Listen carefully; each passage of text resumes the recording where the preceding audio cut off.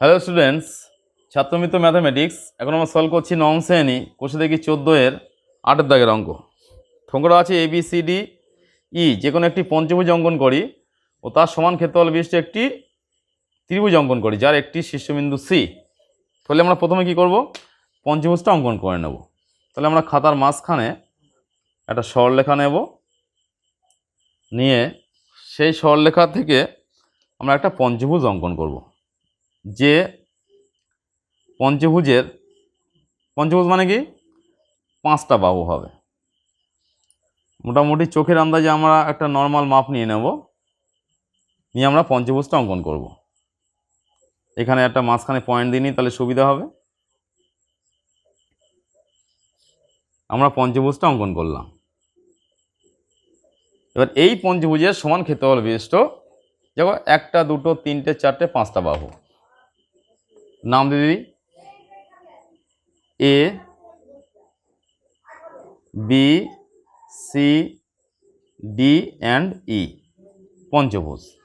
এই পঞ্চভুজের সমান ক্ষেত্রফল বিশিষ্ট ত্রিভুজ অঙ্কন করার জন্য আমাদের কি করতে হবে, পঞ্চভুজের কর্ণগুলো আগে অঙ্কন করতে হবে। AC কর্ণটা আমরা যোগ করে নিচ্ছি, পঞ্চভুজের যে কর্ণ আছে AC কর্ণ যোগ করে নিলাম। পঞ্চভুজের EC কর্ণ একটা আমরা যুক্ত করে নিলাম, পরস্পর কর্ণ দুটো আমরা যুক্ত করেছি, AC কর্ণ এবং EC কর্ণ। এবারে AC কর্ণের সমান্তরাল অঙ্কন করব B বিন্দু থেকে। সমান্তরাল অঙ্কন করার যে সিস্টেম আছে, যার সমান্তরাল হবে তার মাপটা আগে নিতে হবে। এই AC কর্ণের সমান্তরাল, তার AC কর্ণের মাপ নিলাম, নিয়ে B বিন্দুতে ধরবো, ধরে এখান থেকে একটা বৃত্তচাপ এদিকে অঙ্কন করব। আর উপরের বাহুটার মাপ নিতে হবে, BC বাহুর মাপ। এই BC বাহুর মাপটা নিয়ে এখানে A বিন্দুতে ধরে এর গায়ে একটা বৃত্তচাপ আঁকতে হবে, ছেদ করিনি। তাহলে কি করব, আর একবার AC কর্ণের মাপটা নিতে হবে। যেহেতু ছেদ করেনি, সেই জন্য আর একবার মাপটা নিলে কিন্তু বিষয়টা ক্লিয়ার হয়ে যাবে। B বিন্দুতে ধরতে হবে, যেহেতু B বিন্দুতে ধরেছিলাম, ধরে নিয়ে এখান থেকে আমরা এটা অঙ্কন করে দিলাম। একইভাবে D বিন্দু থেকে EC এর সমান্তরাল অঙ্কন করতে হবে। তাহলে কি করব, EC এর মাপটা নেব আগে। EC এর মাপটা নিয়ে D বিন্দুতে রেখে আমরা এখানে একটা বৃত্তচাপ অঙ্কন করলাম।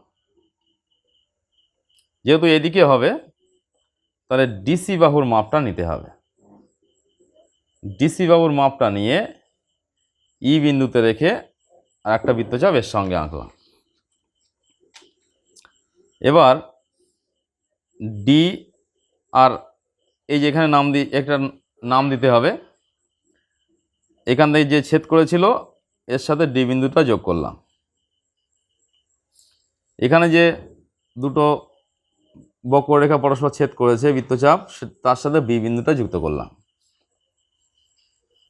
এবারে এখানে যে এটা আমরা নাম দিই, এটা P বিন্দু, এটা Q বিন্দু পেয়েছি। এবার P বিন্দুর সঙ্গে C বিন্দুটা যুক্ত করব,